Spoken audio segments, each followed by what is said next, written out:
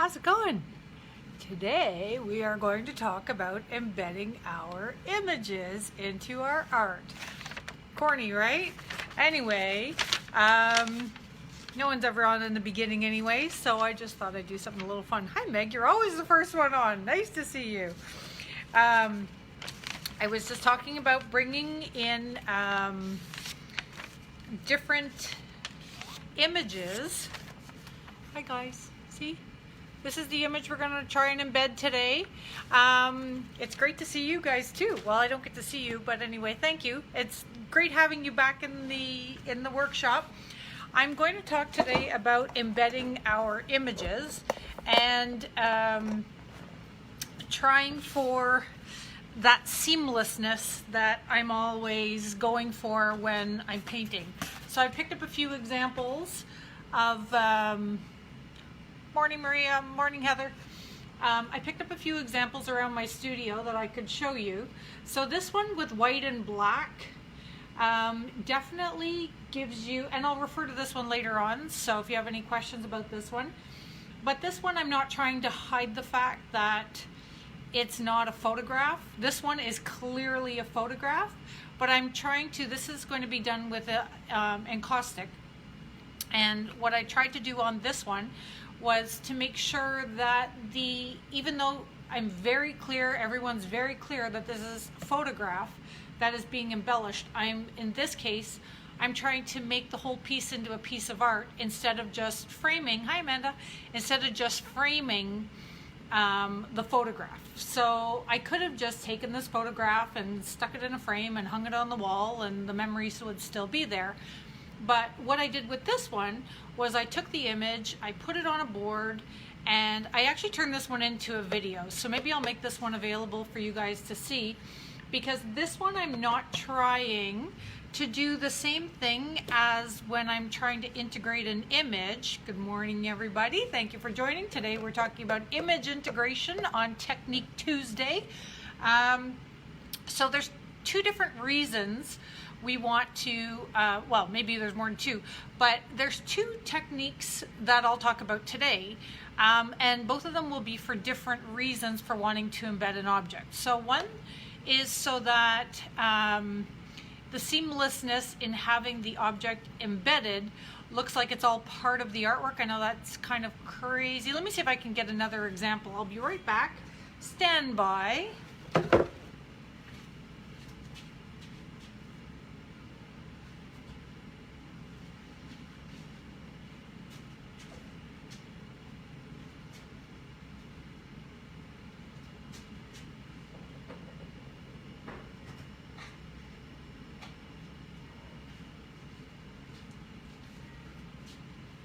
Okay, I'm back. Now I have lots of examples to show you guys of different ways to add and incorporate images, and then we'll actually do a few, okay?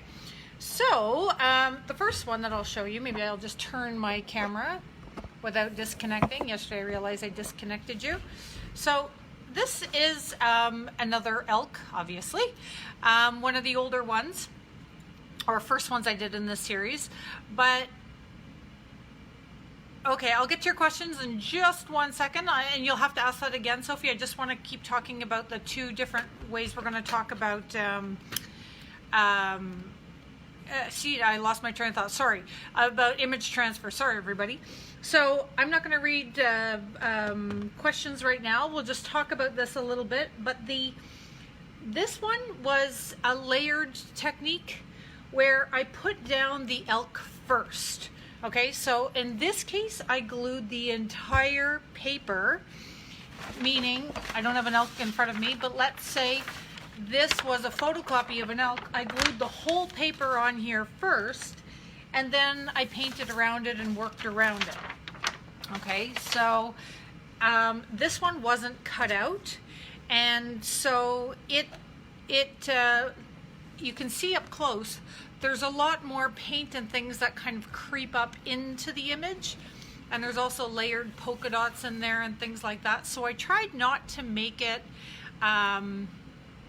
like it's visible as an image. I didn't repaint the elk like I did with that big moose where I painted him blue and everything else.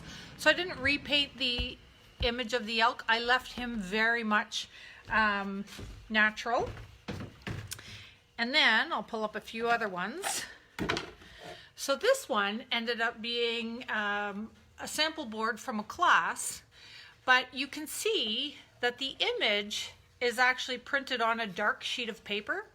So because that one was on a dark sheet of paper, what I did was I actually tore around and included some of that background, and then I painted into it and left some of that dark because the image was so light. So if I had gone white, let me see if I can find a piece of paper that's white. If I had gone white up to it and all around, it would have looked like a cutout for sure, because I would have removed that dark, natural dark background, which was already there. So that one, I'll bring it up close so you can see it. This one does have wax on it, but you can see I left a lot of that background paper there. And then this orange and colors like that I just bled up here onto the image a little bit so that this didn't look so foreign compared to the rest of the painting. Okay, so that's another example. And then this was the first one we talked about. So if some of you are just joining, so this one here, this one was not done to make it look like there was no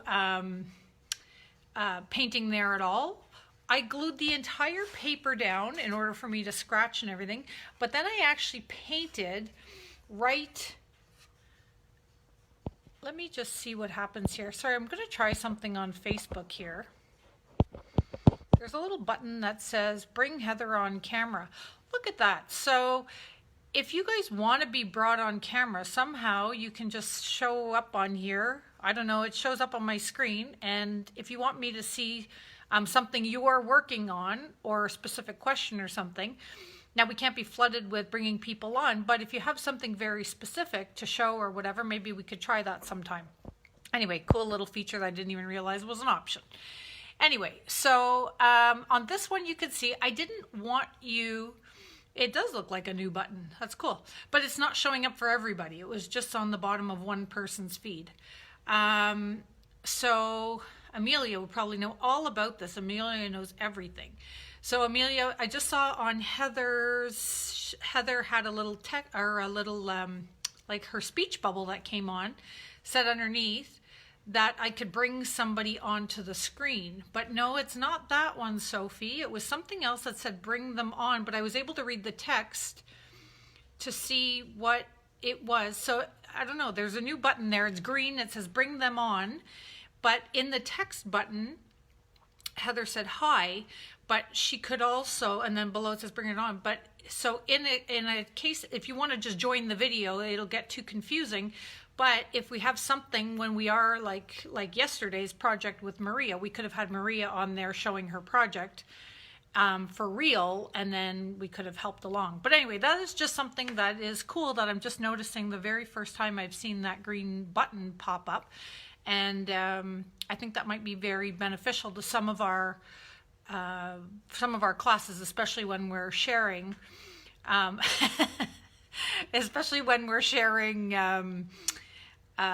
screens for things like that. So no, that button, Amelia says Amelia wants to be in your video.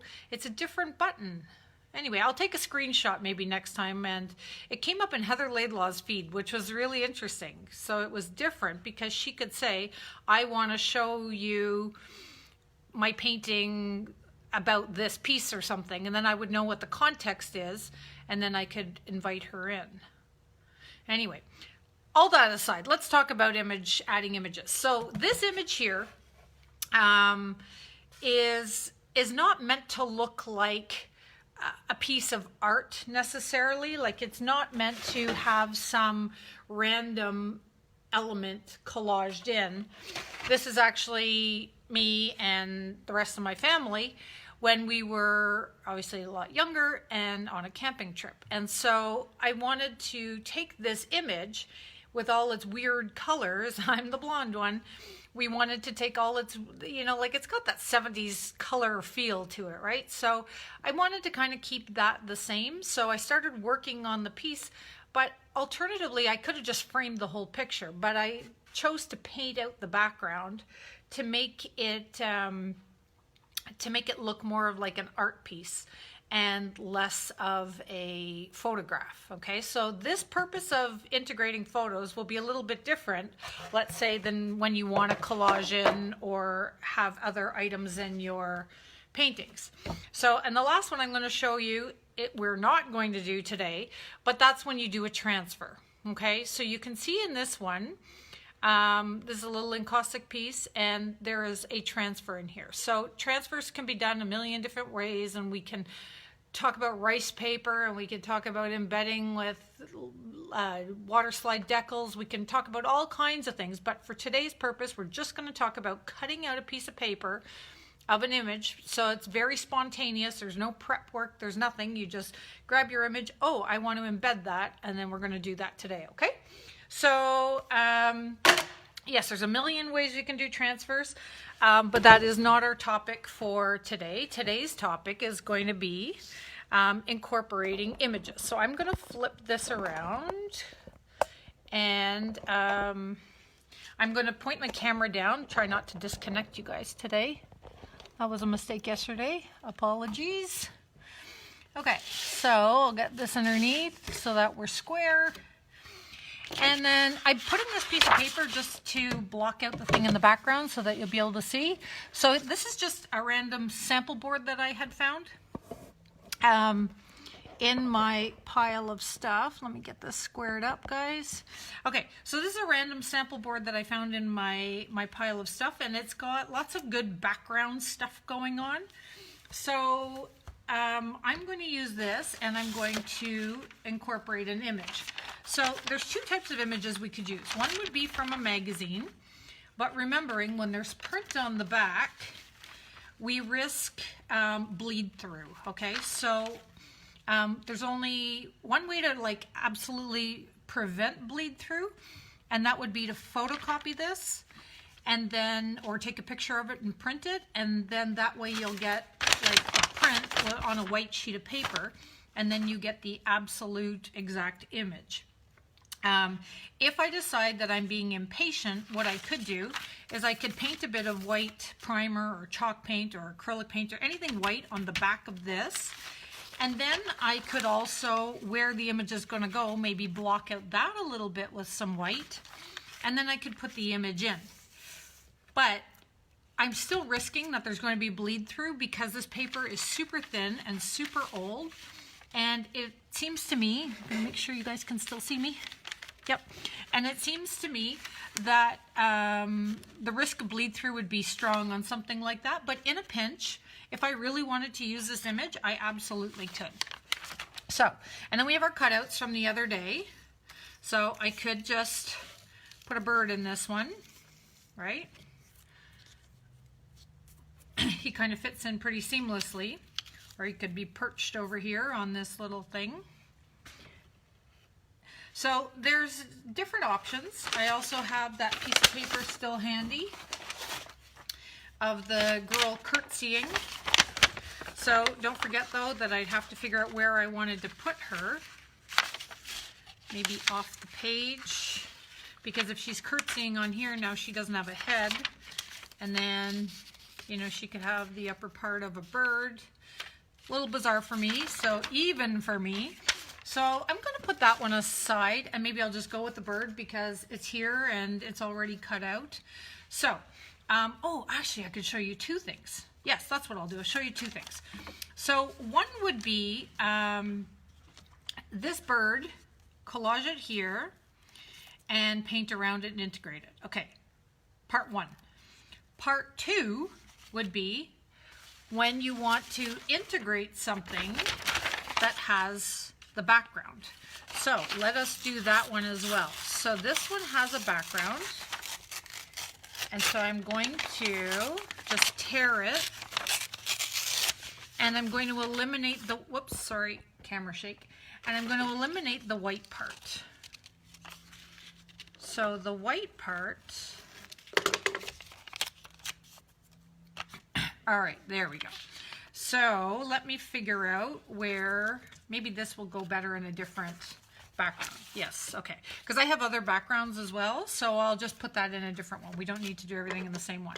So let's do this one first. Sorry, my voice cracked there for a sec. Let's do that one first, and we'll put this bird over here on this perch. And then just for S and G, let's do a little bit of masking from the other day. Okay? So just so that we have that ability of to have repetition, I'm going to take a Neo color, because that's the only thing I have on my desk right now, and it is yellow.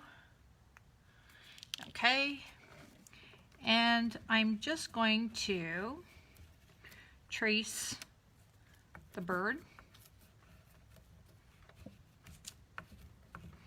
There we go.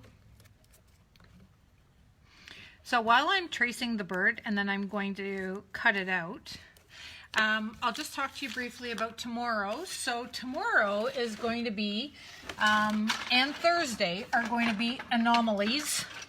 So I'm going to make sure you guys can still see me. Yep. So it's going to be an anomaly day because I have, believe it or not, people are still doing appointments. And a long time ago, my husband had gifted me with car detailing, which I was so surprised that they called and said, don't forget your appointment on Wednesday and Thursday. So I'm taking one car in on Wednesday and one car in on Thursday, which means that I will be without a car. So I can't be at the studio because where I'm dropping off the car is near the store. So all that to say is that I will be hosting live from the store. So how is that cool? It's cool because we'll do our live, but I'm going to show you what I do to create art when I'm on the fly. So on the fly, to me, see, look at our masking. See, look at that. Comes in handy everywhere you go. So creating on the fly for me means that it's oh, there's another cool piece. I just keep finding all these great things. I'm going to turn this into a piece of art yet. It just seems to me that people are always wondering, you know, oh, I'm going on vacation, or I'm going to be at the cottage, or I know Denise right now is stranded away from her art supplies and everything else. So, so people always ask me, how do you create when you're on the go? And I always have a travel art kit with me, and so I thought tomorrow and Thursday would be a perfect opportunity to show you how I create in different locations other than in my studio or at my house where I have access to all my stuff. So it'll be kind of a surprise because I don't even know what I'm going to do yet, but I can almost guarantee you it'll be cool because I love creating on the go because we're so limited, and I find that an absolutely incredible challenge to be at. Anyway, now I'm getting too carried away, so let me integrate this thing and then we'll start from there. Oh, beauty. I left my glue dry up, so I'm going to have to grab some new glue. You guys can't see all this from behind the scenes, and it's a darn good thing. All right, so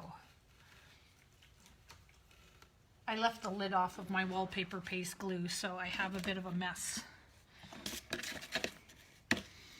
But I just have to glue this in place. So glue to glue, very glubby, gross glue, but that's okay. Put that one in place. This is the sweetest little background board. I can't believe that I never opted to finish this as a painting because it's really cute. Okay, so I'm going to put that in, and then maybe what I'll do also, just to be fun, I'm going to put that bit of the tail, wrap it around. Fun little detail. Okay, so then the next thing I'm going to do is I'm going to take not a baby wipe, because remember how corrosive baby wipes are at this point, to a freshly printed image or to any image. They will take off the ink, right? They will destroy your image. So a few of you have mentioned that that has happened to you before, so I just want to caution you against that. Okay, so really good point to note here is that because when I cut this out, I left the branch, I'm going to have to integrate that as well.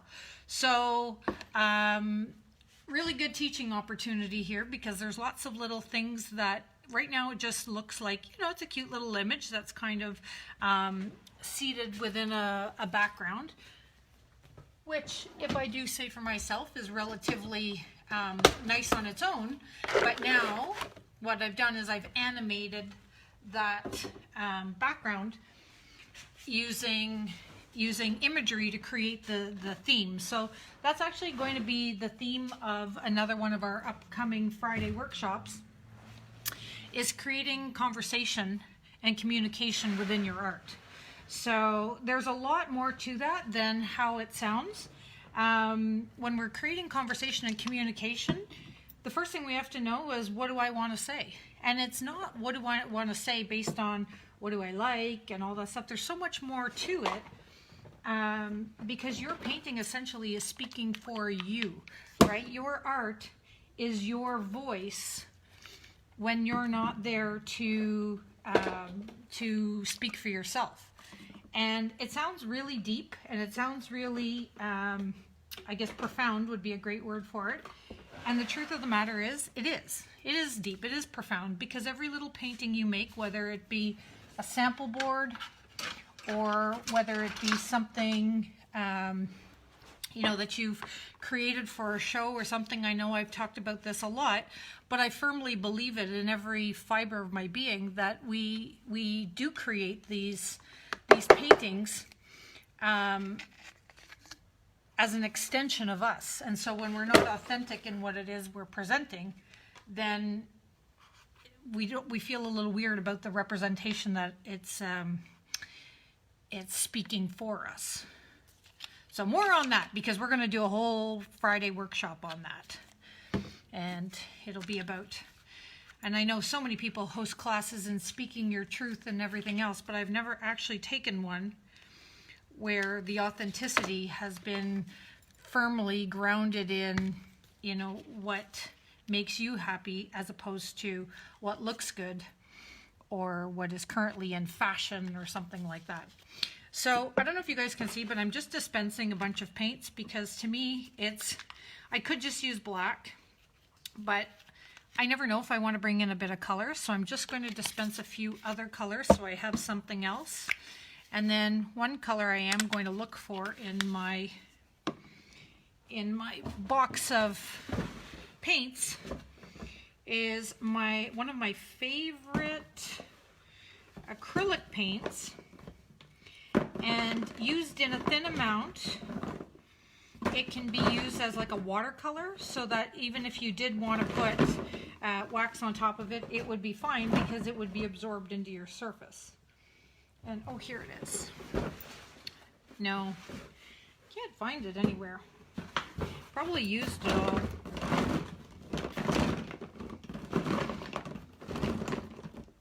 Okay, in a moment I'll take questions. What I'll do is I'll flip the screen back up and then I'll read as soon as I do this first demo, and then we'll get on to the second demo where we're incorporating the background. I'm still here, I'm just a little further away looking for my favorite color. Here, found it, okay. So this one is by Golden, and it's quinacridone nickel azo gold, and it's just such a great color.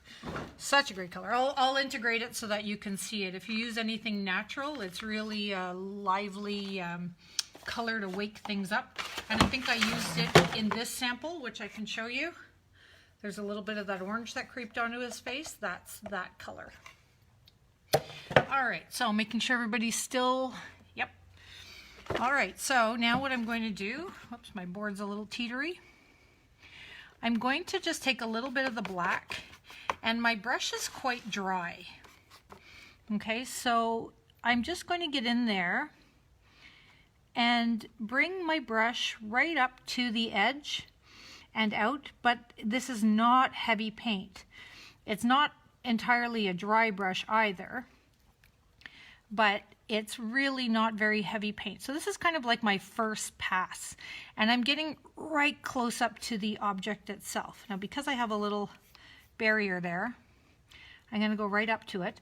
Now you see how the tail is black? I'm not going to put black around a black tail because it's going to make it less visible. So I'm going to leave that space white on purpose. And then I'm going to come up here under the neck where there might be a natural shadow.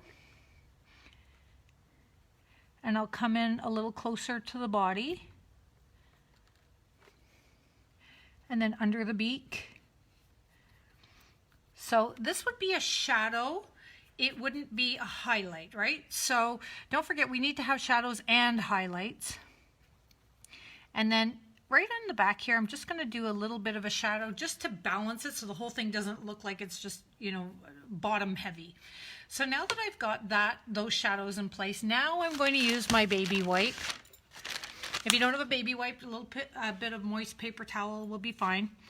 And then what I'm doing is I'm actually starting on the outside, and I'm just starting to blot in towards the object, but not removing all the paint. I'm just softening. So this takes a bit of practice, and basically if it looks odd when you're done, it's too much. So go back in and remove more. And if you remove too much, then go back in and add more. So for me, it's a bit of a balance. But the one thing you don't want is you don't want this shadow or this thing to look like an outline, so it can't be heavy paint. And I noticed that a lot of you, when you're integrating your images, your paint is way too heavy. So if you're coming in here with a saturated brush and adding that much black paint, it's going to look like an outline no matter what you do. So you want to make sure that it's thin enough, like this one, that I don't know if you guys can see it, but it's thin enough that you can still see it's translucent. And then when I get in here and start to soften out the baby wipe, I'm always starting from the furthest area out, and I'm just dabbing, and I'm not going onto the image, because as soon as you go onto the image, you risk ruining that image. So I've got now a bit of black around that image. And I notice that there's a bit too much under the beak, so I'm going to go and remove that.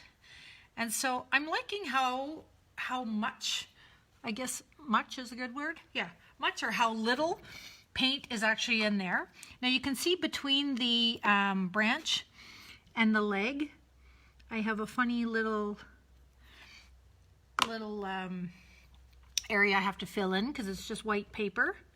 So I just painted it in black, and I'm just going to dab it. So now it just basically blends away seamlessly. Now to create this branch, a lot of you said that your branches got out of hand. So I'll tell you how I do a branch, and this is a lot of just slow, steady marks, which none of them are really very accurate a technique, if you will. But I'm going to take a pencil. Oh, this pencil's been dipped in paint too many times. So I'm going to show you, and hopefully you can get this. So I have a dirty brush. So my dirty brush is white and black and just a little bit of everything. So it's a kind of a gray. And I'm just using the chisel edge. So it's just a very, like on the fine edge. And I'm just adding a little bit of the branch until it fades away. So now, in order to not get it going too thick, you have to use very little paint, chisel edge, and I'm going to let that dry, and then I'm going to continue it down on the bottom. So the reason I'm letting it dry a little bit is because when I go back in with my other colors, because you can see this branch has a shadow and a highlight, I'm going to go back in and I'm going to highlight and shadow. And I'm going to go over the original branch so that it looks like an extension of that. Okay, so now our bird has black behind it, but you notice I didn't go all the way around the bird. I didn't create an outline, right? I just put the anchoring shadows in a few places. Now I'm just going to pick up a little bit of brown and maybe a little bit of yellow. And when I'm saying a little bit, like you can't even see it on the brush because it is so light.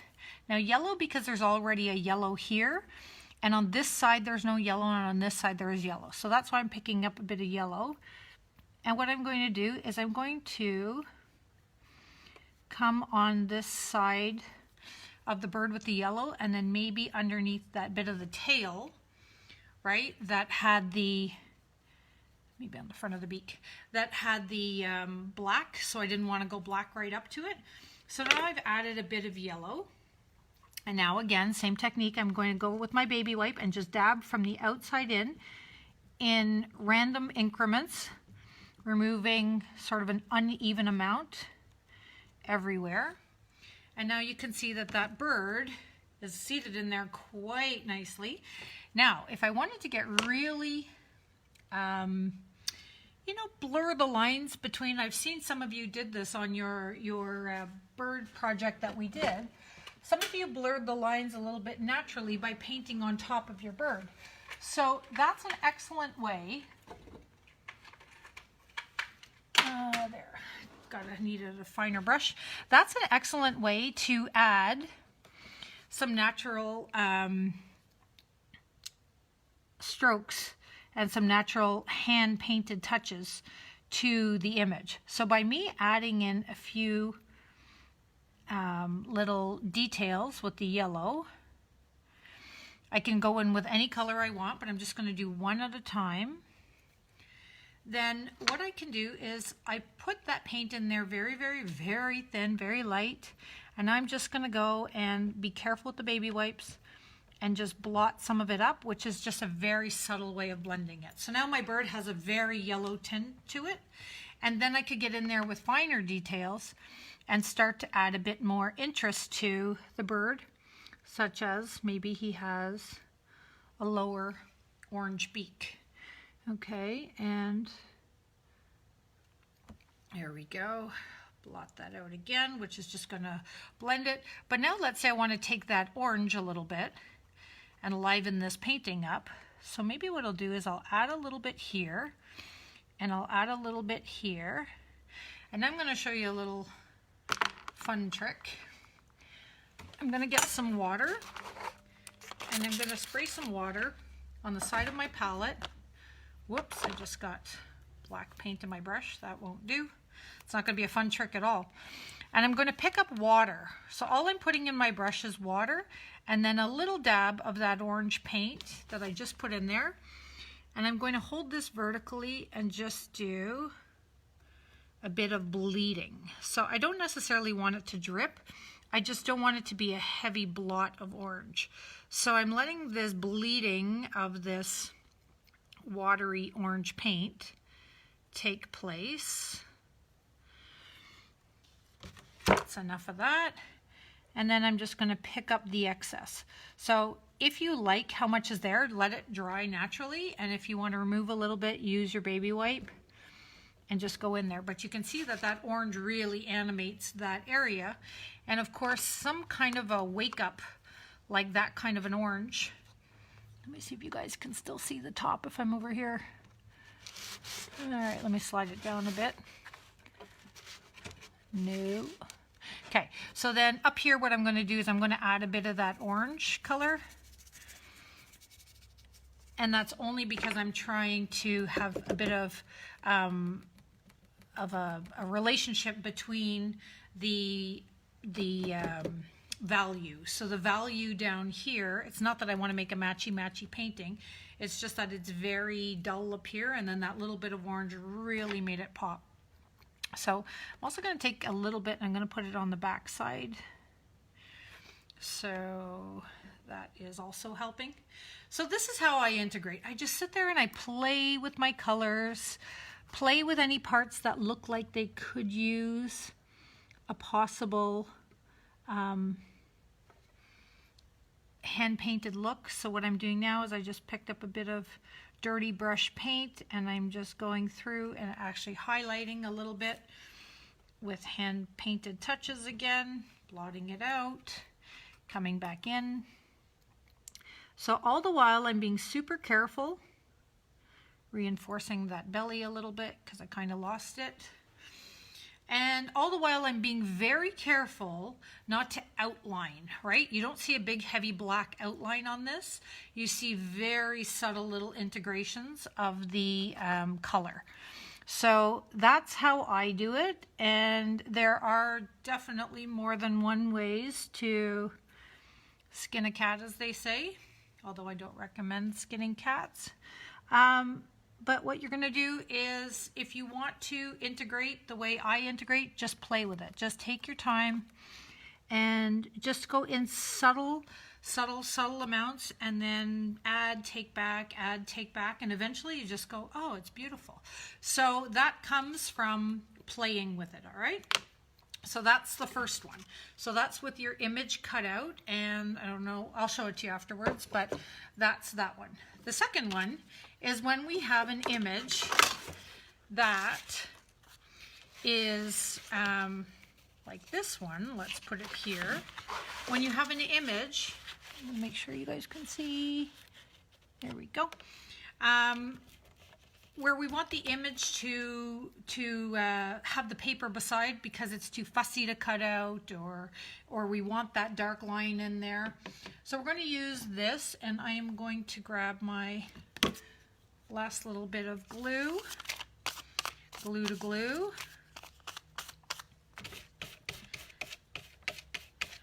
This is not an ideal surface for doing this on, but it'll be a good example board anyway.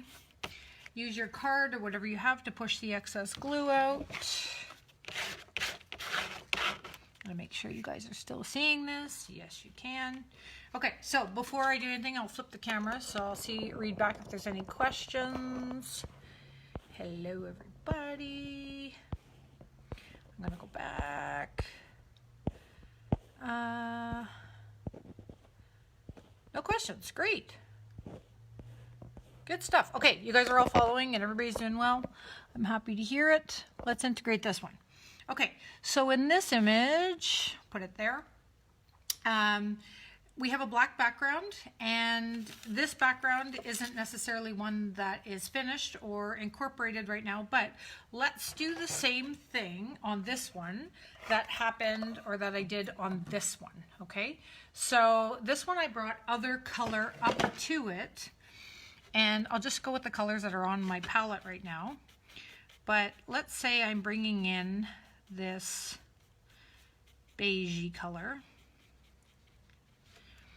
and then I'll pick up some other beigey color and come in from a different side, and I can come right up to the item, except the fact that these colors are very similar, so I'm going to want to keep a bit of a distance there. And then where it's darker, like around her legs, I could come a bit closer.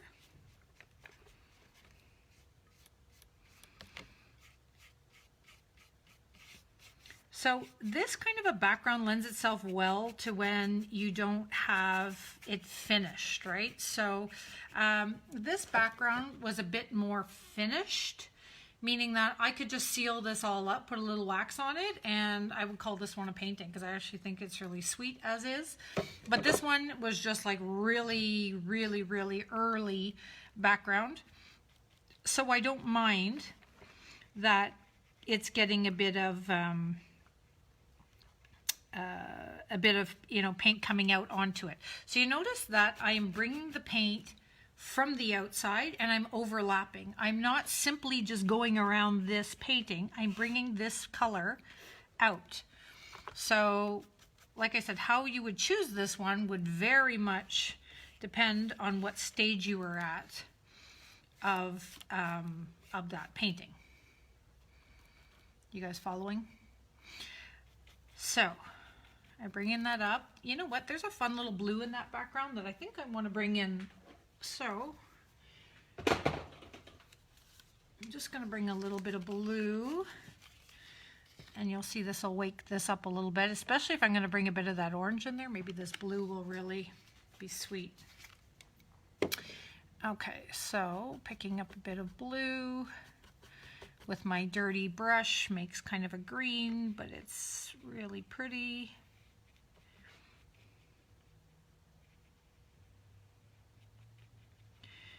Okay. So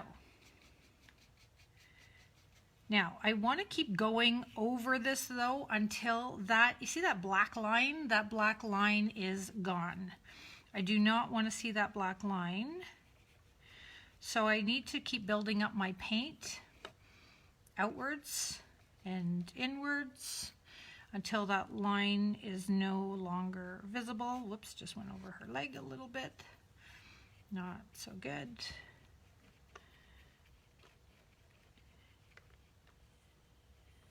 Okay. All right. So you can see that now I've got this black outline, but I have no black anywhere else. So for the purposes of this, while it's drying, I'm just going to grab a little bit of black. And I always tell you not to add too much black too early. But the reality is I want to add a bit of black into this for balance and also to give her something to stand on. Right? She needs a bit of a surface to stand on. So I'll bring a little bit of black in because the image itself had black paper, but my background did not have any black. So I'm going to incorporate some black. And then up here, maybe I'll make sense of this whole thing by painting all of this out black.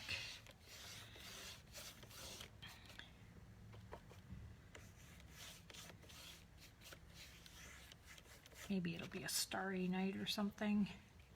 And then now using dirty brush technique, I am actually just picking up the wet paint, kind of blending it around, but I'm not like smushing it all together. I'm just doing short little brush strokes, very painterly, very oil paint style, and it's just in order to move some of that color around. So now I have that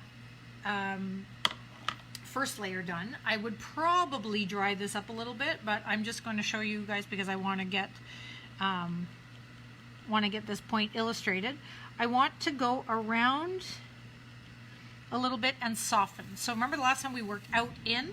If you do that, you're going to bring back that black line. So what we want to do this time is we want to move close to the object and start to dab out, being careful that we're not getting the outline fully removed. So a tip with your baby wipe is to wrap it around a Q-tip and to be able to soften with a Q-tip sort of close up. So I just kind of erase. I don't have a Q-tip, so I'm just grabbing a brush, wrapping my baby wipe around it. But you can see it helps me get in there and just soften so that I don't end up obliterating my image. And I'm just going to soften. Paintbrush doesn't work as well as a Q-tip would, so I'm just going to go back to using my finger. I seem to have a bit more control that way.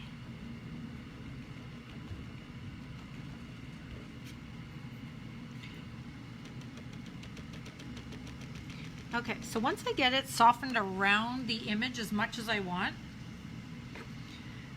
now I can start to go outside of where that line was. So I'm only doing that because I don't want, the paint is way too fresh and I know I'm going to activate that black cutout line. So I'm just going to let that dry first. Now I'm going to go back in with, because you see now I've got places to highlight and places to shadow. So again, this is just more playing with it, but I am going to go around with a bit of black, more intense black, and add my shadows back to where I want them. That doesn't mean that I'm going in and outlining. So you're not going all the way around. You're just picking a few spots, and I'm taking my cue from the back of where the black already is. So behind her arms and under her skirt, we have this natural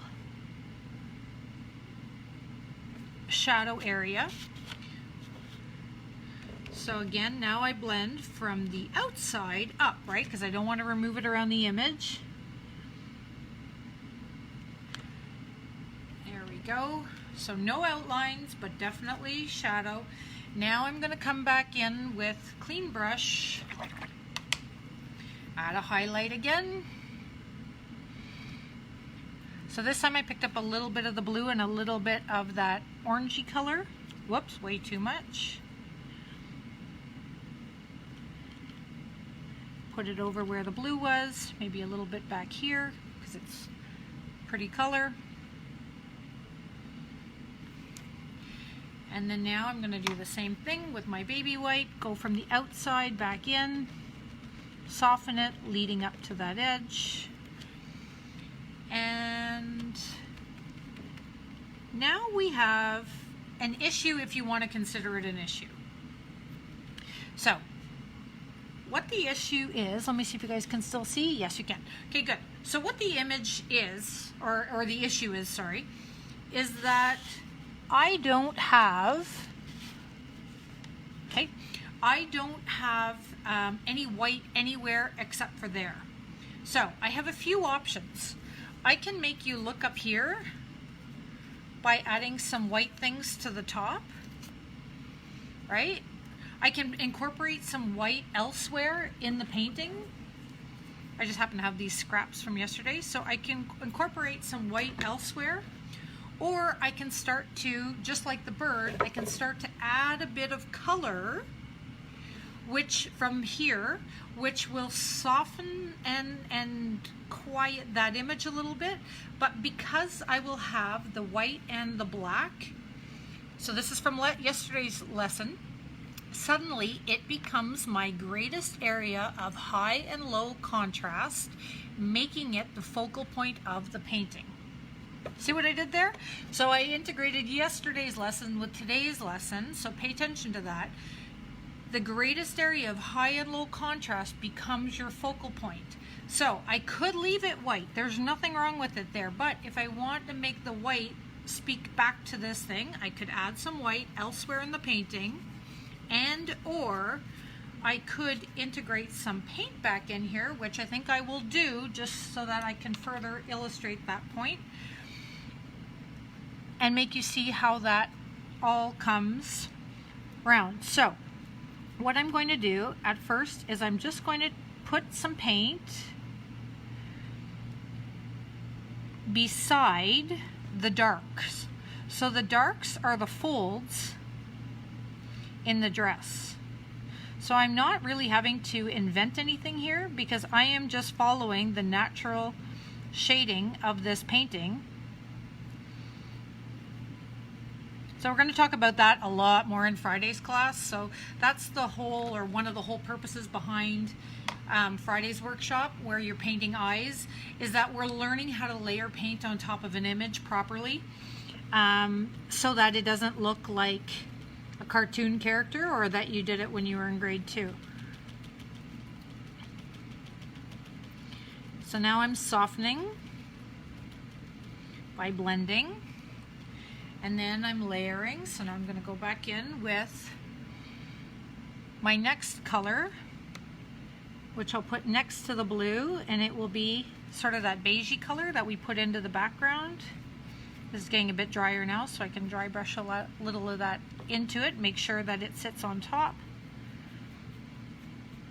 It's another technique we'll be learning on Friday, so for anybody who is debating whether or not you would use Friday's technique, I'm not lying to you when I tell you I think it's a staple in mixed media art, and it's learning how to paint over top of your images without them looking really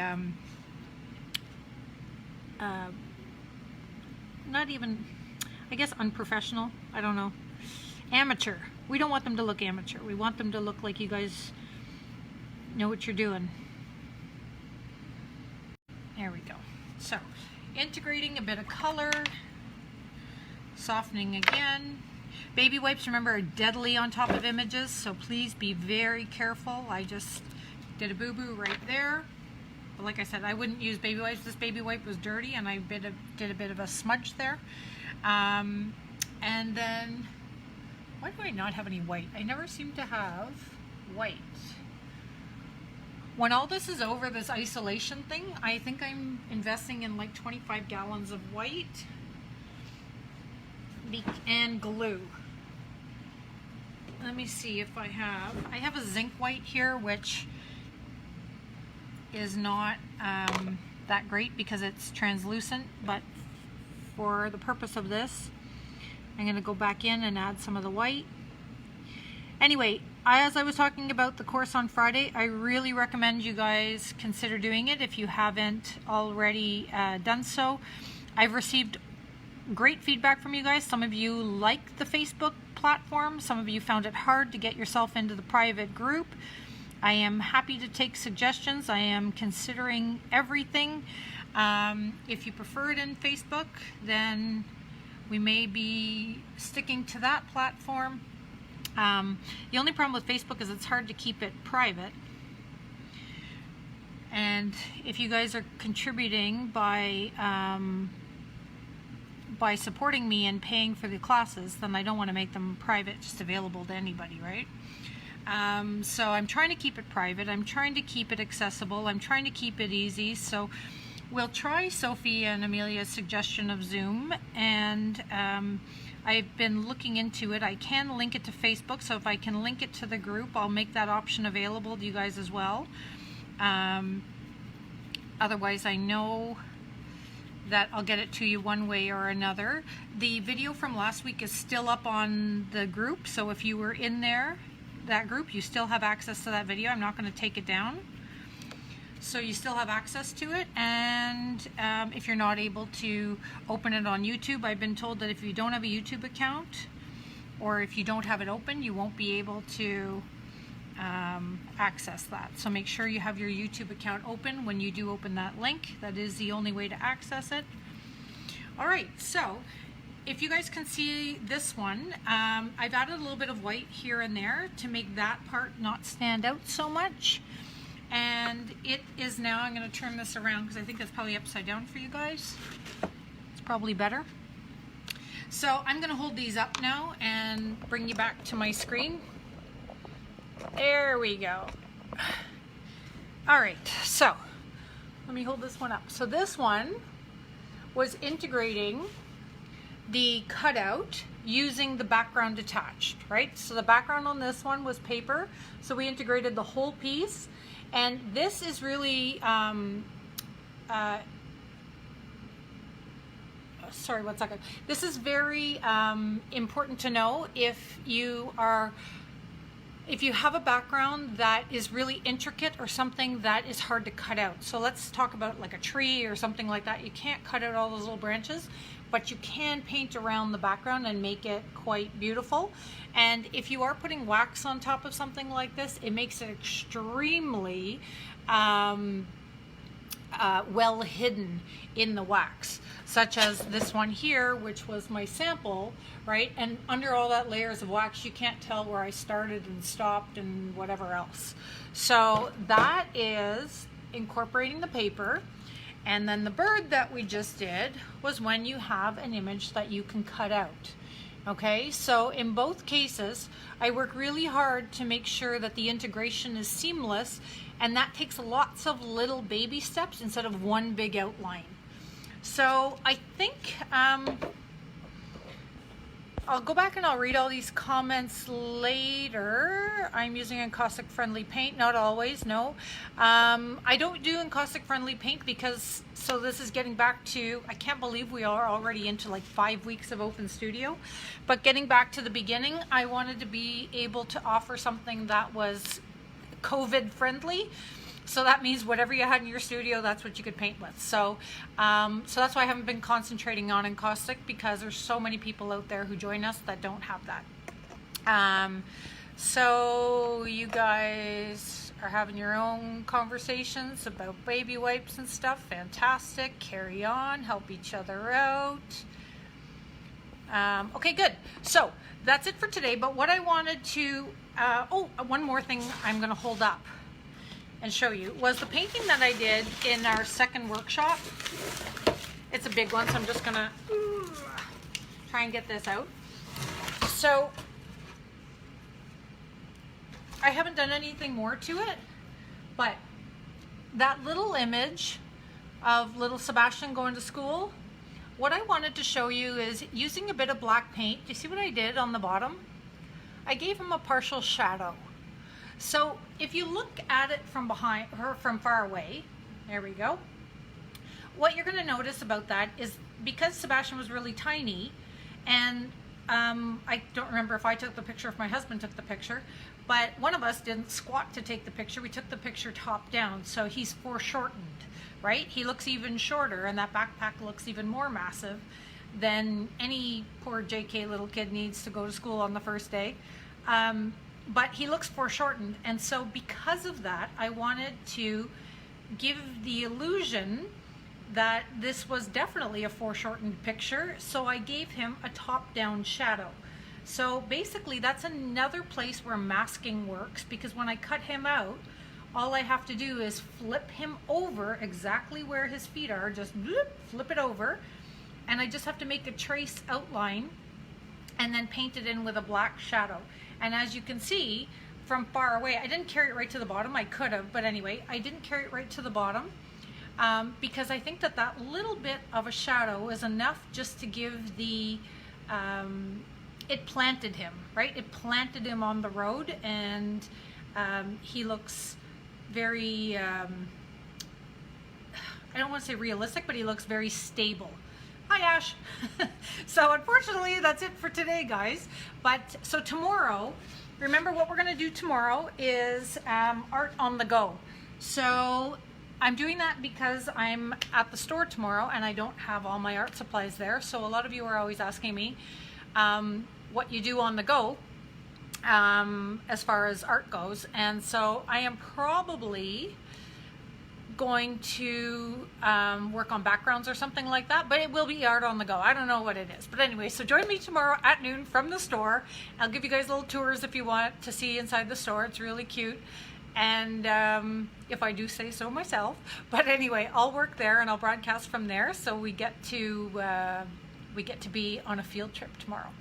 So thank you all for joining me today, and I hope that helps. Just remember, baby steps with your incorporating. It's not done in one fell swoop at all, and it's done in just little tiny increments and gentle, gentle, gentle, very little paint. You just don't want to go crazy with the paint on that one, or it's definitely going to look too heavy, right?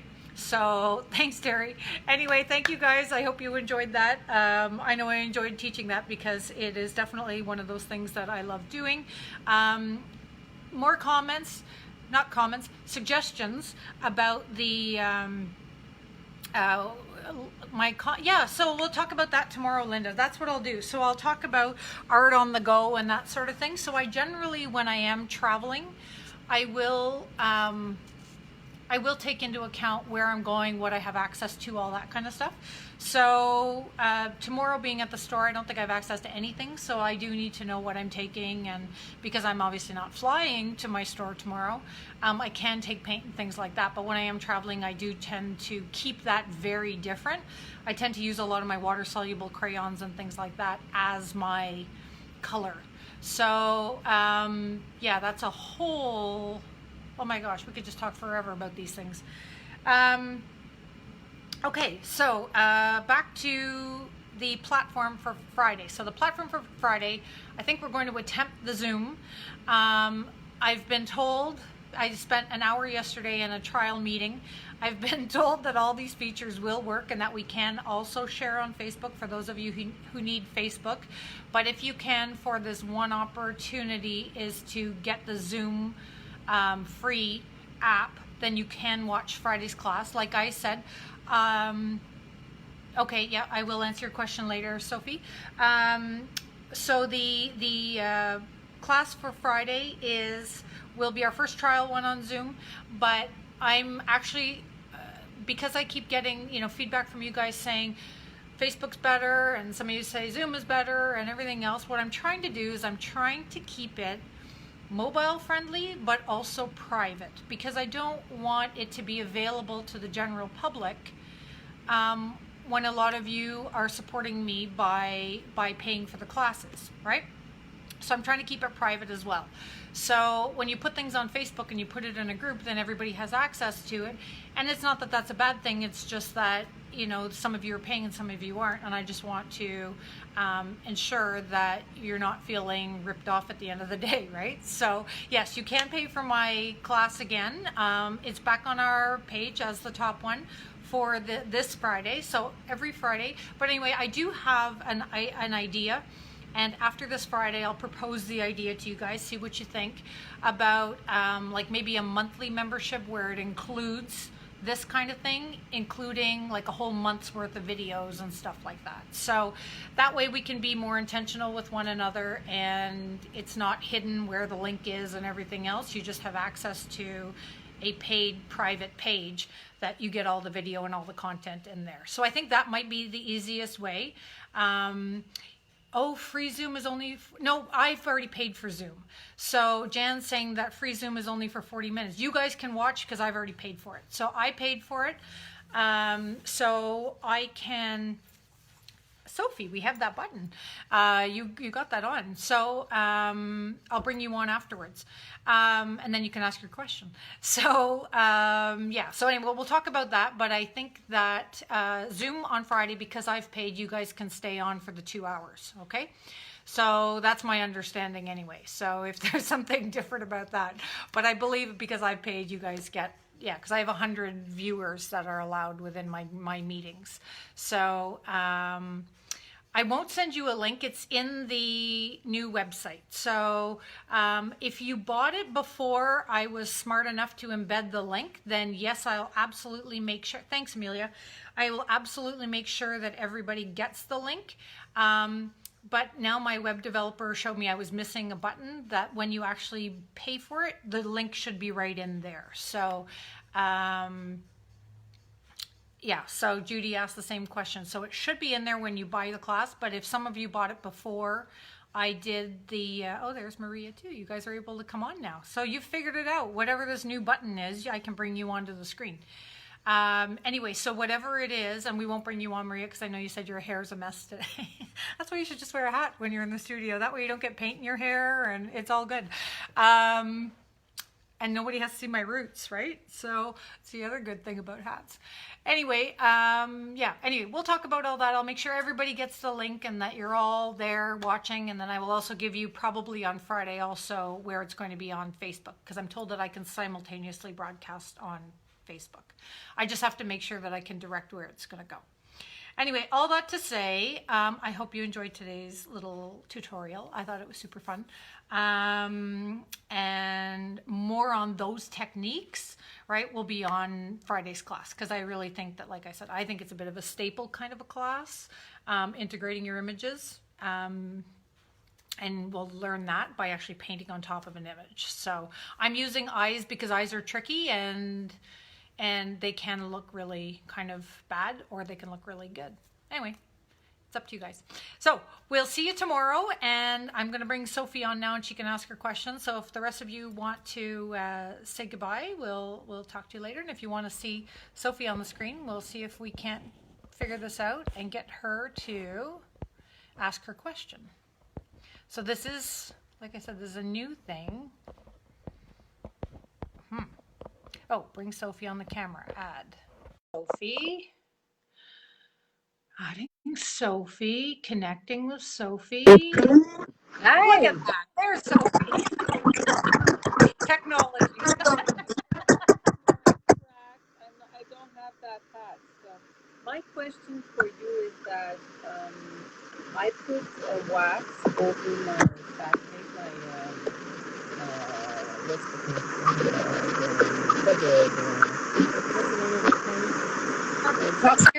over the top thing. I put some wax, right, and then I came in with the pan pastel. Yes. So I was removing the lines of the tree. You're trying to spray your image with pan pastel?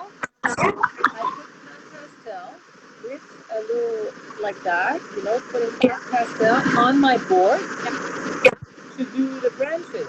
And then when I seized it, so I put pan pastel over wax, right? So when I seized it, so I happened is that the lines started to, they didn't integrate. They kind of, I don't Separate. know.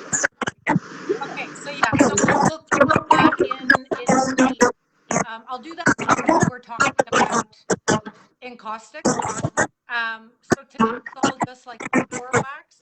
So after wax, there's so many ways that you can solve that, but the main one is, let's pretend this is Pantel. I don't have any Pantel, but if you apply Pantel around the edge, you need to use water and really push it in before you fuse. It just sits on the surface. Otherwise, you really burnish it into. You know what I did is because I don't have black. I don't have black paint. I don't have white paint. So I used my Pan Pastel black and white to bring it in, but I didn't do that. I didn't. But really burnish the paint first. Okay. And you So can't, that's, because if you overlay, that's still separated. yeah, so the branches, it was kind of, you know, weird, but they kind of separated and they got thin, but the black was like dripping and so it ruined my thing completely. I'm sure it's not. I'm trying to fix it again. So anyway, I'll get pictures once it's done. All right. Thanks for asking the question. That's what, you know, I was stuck with that. Okay. Now